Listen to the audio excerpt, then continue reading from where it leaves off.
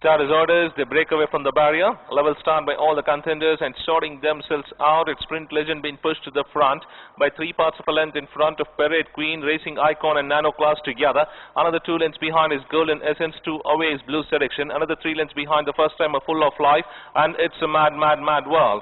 And back to the leader now. Sprint Legend leads by about 3 parts of a length in front of Nano Class. Well in second, followed by Racing Icon. Towards the fence is Parade Queen. Another length behind is Golden Essence. Another 2 away, Blue Seduction.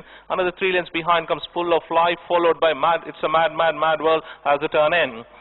They are homeward bound with Sprint Legend in the lead by about a length in front of Parade Queen coming into second. Another length behind is now being produced in the center of the course is Golden Essence, Racing Icon, followed by Blue Seduction. Then comes Nano Class, but inside the last 300 meters now, and Sprint Legend ridden out to stay in the lead by about a length and a half in front of Golden Essence. Hard ridden, another length and a half to 2 lengths behind comes Blue Seduction, followed by Racing Icon, but Sprint Legend still kicking on by about 2 lengths in front of Golden Essence.